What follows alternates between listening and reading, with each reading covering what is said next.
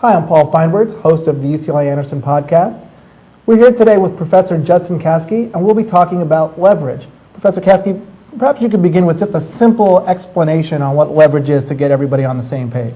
Sure. When we discuss leverage in the context of a corporation, it's how much debt do they employ in their mix of financing. Typical financing will either come from your shareholders, which would be equity financing, or debt, which could come from banks, corporate bonds, and so forth. If I'm an investor, or if there are investors, what should an investor know about leverage or a company's leverage when they're looking at a particular company? The typical view is that all else held equal, higher leverage is going to make the company more risky because unlike equity, a bank has a fixed time schedule when you have to make payments to them. And if you don't make the payments, you end up in a situation of default. So all else equal, debt can make a company more risky. And how about managers? What should managers know about leverage or the leverage of a company?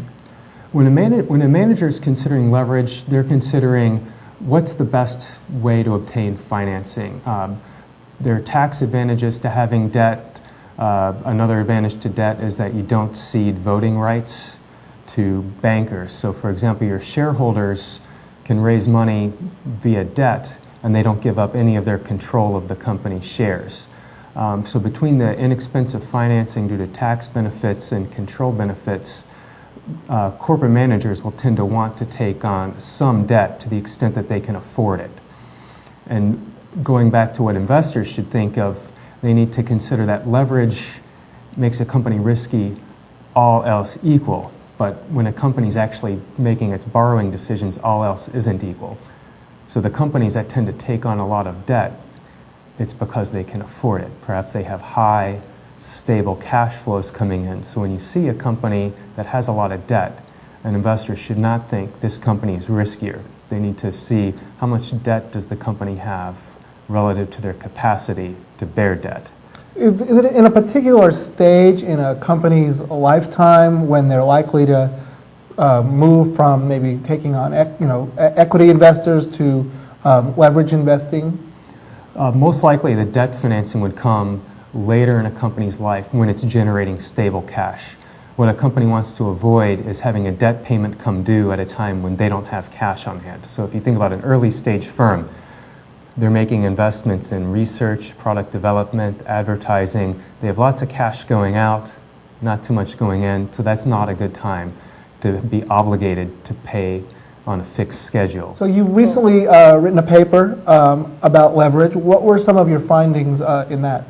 Well, the key issue that we look at in that paper is how much debt does a company have relative to their debt capacity. We use a tax-based measure of how much debt can a company afford, and then compare that to how much debt does the company have.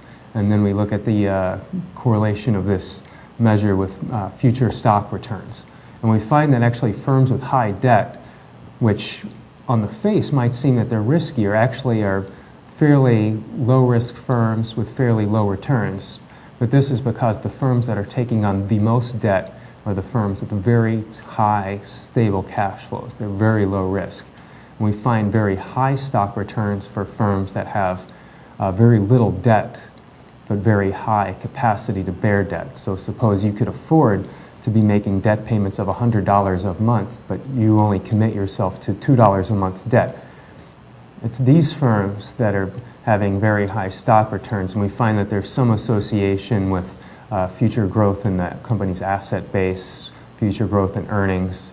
So perhaps in the future, these companies, they don't have very much debt today, but then that has some option value because I've not used my debt capacity now.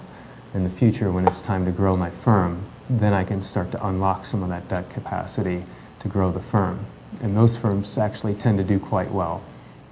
Is there anything about today's current economic climate that impacts companies seeking to take on debt, given the state banks are in, the state of lending at the current time? The current economic environment highlights some of the ways in which debt can tie a company's hands. So I mentioned the bankruptcy risk earlier, that you're obligated to make payments. Well, a similar issue is that when you have debt payments coming due, companies will often not just simply pay down the debt, but they'll roll it over. So they'll pay down a large principal payment by borrowing again. And when you get into a credit environment like we have now, that's not such an easy task. And we see this, for example, Caterpillar is a very solid company, and they had to roll over some debt, but they're paying they had to offer a very high interest rate in order to get takers for their debt. And that's Caterpillar. If you look at some companies that are weaker, they may simply not be able to roll over their debt, and then you run into trouble. Because again, with debt, it's not flexible like equity. Equity holders, they can wait to get their dividends. But debt, they do not wait. And so if you can't refinance in a market like today, it can really tie a company's hands. And so that'd be another risk that debt can put on a company. This gets again to the issue of that debt can be good if the company's financially strong. They know they can make their debt payments. They know they can roll over debt. It's not a problem. For weaker companies, it can really hurt them. Thank you very much. You're welcome.